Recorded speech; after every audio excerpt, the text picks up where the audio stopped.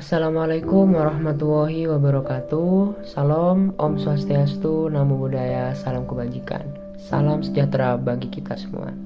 Perkenalkan, kami dari kelas Pancasila 53 dengan saya sendiri, Robetur Rahman, dengan NIM 222410102003. Perkenalkan, nama saya Ivan Triwicaksono dengan NIM 222410102021. Perkenalkan, nama saya Muhammad Taqiyuddin Alfaras dengan NIM akhir 2024. Nama saya Terka Sarvasena dengan NIM 222410102039. Perkenalkan, nama saya Ahmad Farid Zainuddin, NIM akhir 2093. Perkenalkan, nama saya Yanuario Muhammad Adimada dengan NIM 222410101094. Di kesempatan kali ini, kami akan membahas suatu peristiwa atau tragedi yang terjadi beberapa bulan yang lalu, yaitu tragedi Kanjuruhan yang terjadi di Malang. Sebelum kami lebih jauh membahas hal tersebut, kami akan mengajak teman-teman untuk menyaksikan video berita yang akan kami sajikan berikut ini. Dan wasit Agus Fauzan Arifin meniup peluit panjang.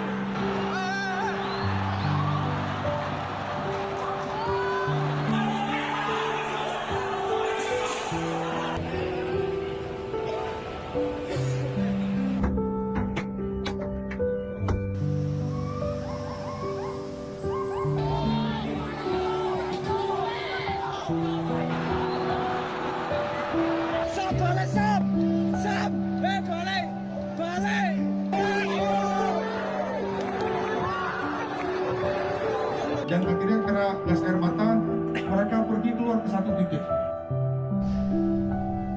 Setelah menyaksikan video berita tragedi Kanjuruhan, di sini saya akan menjelaskan sedikit kronologi dari tragedi Kanjuruhan. Tragedi Kanjuruhan merupakan tragedi kerusuhan yang terjadi di Stadion Kanjuruhan pasca pertandingan antara Arema FC dan Persebaya pada hari Sabtu tanggal 1 Oktober 2022. Awal dari terjadinya tragedi tersebut yaitu dikarenakan kalahnya tim tuan rumah yaitu Arema FC yang menyebabkan kekecewaan para supporter dan pendukung Arema FC. Tragedi tersebut memakan korban ratusan dan tragedi Kanjuruhan ini termasuk dalam tragedi sepak bola yang mematikan di dunia karena tragedi ini memakan banyak korban jiwa. Kemudian saya akan menjelaskan kronologi dari korban selamat yaitu Rizky Wahyu. Dia menegaskan para fans sebenarnya tidak ada niatan untuk bertindak anarkis. Rizky menuturkan kejadian tersebut diawali dengan para supporter yang ingin berjumpa idolanya di lapangan dan saling memberi semangat. Namun ditunggangi oknum-oknum yang tidak bertanggung jawab. Menurut Rizky, ini bermula ketika para pemain dan tim pelatih mendekati tribun penonton untuk meminta maaf karena kalah. Para supporter kemudian menghampiri mereka melalui tribun depan untuk memberi motivasi dan kritikan. Celakanya, ada oknum-oknum yang ikut masuk dan berbuat anarkis. Bek sayap Arema FC, Johan Alfarizi berusaha menenangkan oknum tersebut. Pihak kepolisian lalu menyikapinya dengan cara keras. Alhasil, kondisi menjadi ricuh. Untungnya para pemain dan tim pelatih bisa diamankan untuk masuk ke ruang ganti. Kronologi tragedi Kanjuruhan yang kami ambil dari portal Detik News. Kapolda Jawa Timur Irjen Niko mengatakan, terkait dengan proses pertandingan tidak ada permasalahan, semuanya selesai. Permasalahan terjadi pada saat setelah selesai, terjadi kekecewaan dari para supporter yang melihat tim kesayangannya tidak pernah kalah selama 23 tahun di kandang sendiri. Supporter Aremania kecewa timnya kalah, mereka lalu turun ke lapangan dan berusaha mencari para pemain dan ofisial untuk melampiaskan kekecewaannya. Upaya dari kepolisian yaitu mencegah dan melakukan pengalihan supaya para supporter tidak masuk ke dalam stadion dan tidak semakin banyak supporter yang masuk ke dalam lapangan untuk mengincar para pemain. Polisi lalu menembakkan gas air mata awalnya di area lapangan, setelah itu polisi menembakkan ke area tribun. Di saat itulah kericuhan mulai bertambah besar dan tidak dapat terkendali.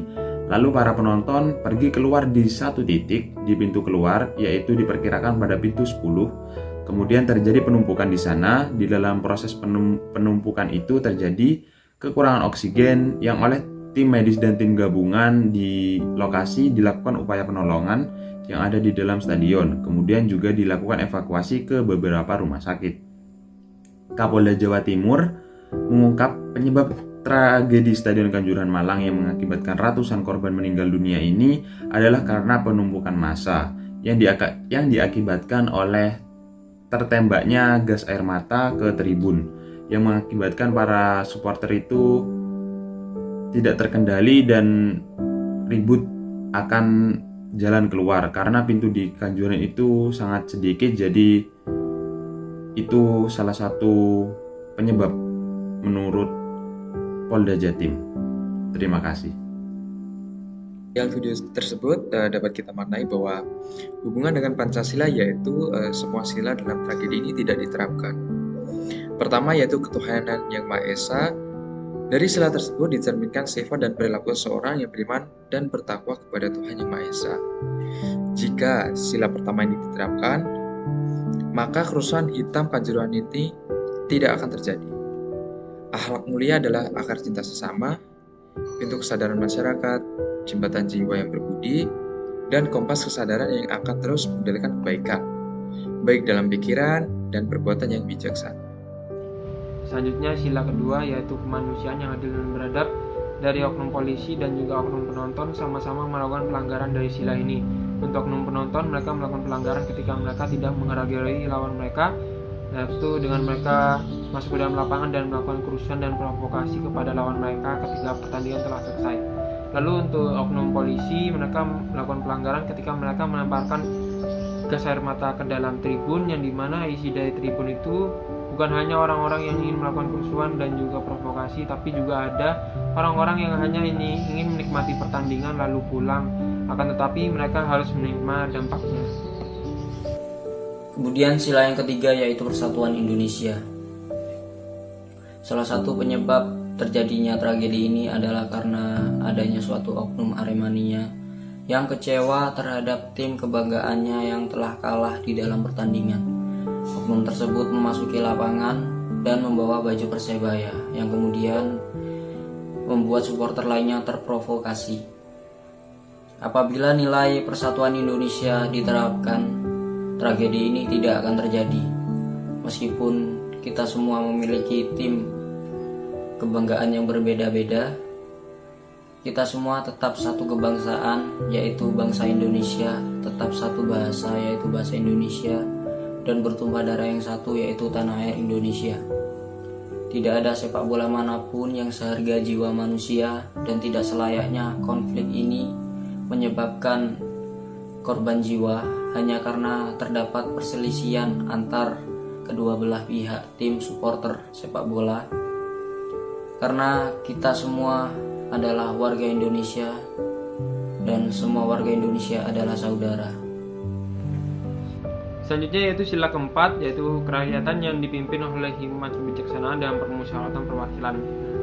Dari dalam tragedi ini, oknum polisi telah melakukan pelanggaran terhadap sila ini karena dari oknum polisi telah melanggar arahan dari Kepala Polres, yaitu AKBP Verly Hidayat, yang dimana arahannya berisi tidak boleh melakukan kekerasan kepada para penonton yang sifatnya eksesif. Yang dimana para polisi malah bukan hanya melakukan pemukulan kepada para yang melakukan kerusuhan, akan tetapi para polisi juga melemparkan gas air mata ke arah tribun yang dimana isinya banyak orang yang tidak bersalah. Dan juga bukan hanya itu, para oknum polisi juga melakukan pelanggaran kepada peraturan yang telah ditetapkan oleh para petinggi sepak bola, yaitu aturan FIFA yang dimana untuk setiap acara sepak bola tidak boleh menggunakan gas air mata. Ya.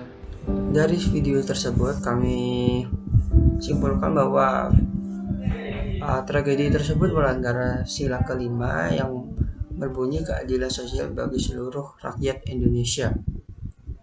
Dari sila tersebut bermakna keadilan bagi seluruh rakyat Indonesia.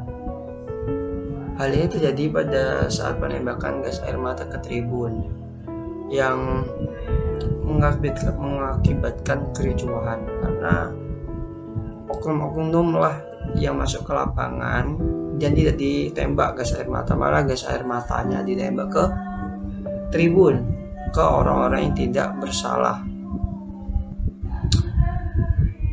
yang merupakan itu suatu hal yang tidak adil ya, karena orang-orang yang tidak bersalah itu terkena dampaknya dan menjadi korban. Solusi untuk tragedi ini adalah yang pertama memberikan santunan untuk tiap korban. Kemudian yang kedua adalah membentuk suatu pertemuan atau forum bersama antar supporter dengan tujuan memperbaiki dan mempererat hubungan antar supporter. Lalu langkah selanjutnya adalah membentuk protokol dan suatu prosedur pengamanan yang dilakukan oleh pihak kepolisian berdasarkan standar keamanan internasional. Kemudian solusi yang selanjutnya adalah mencatat dan memasukkan nama para oknum yang telah membuat ricuh ke dalam daftar hitam dalam periode tertentu ataupun selamanya. Kemudian solusi yang selanjutnya adalah melakukan pengecekan dan perbaikan terhadap manajemen dan infrastruktur tiap stadion sepak bola. Jadi kesimpulan yang dapat kami berikan atas peristiwa ini yaitu sebaiknya aturan-aturan yang ada dalam sepak bola itu lebih ditegakkan dan digalakkan sosialisasinya agar hal tragedi serupa tidak terjadi lagi. Kemudian kita juga jangan mudah untuk terprovokasi dan Pancasila perlu dihayati dan diimplementasikan dengan sungguh-sungguh oleh rakyat Indonesia dalam kehidupan sehari-hari.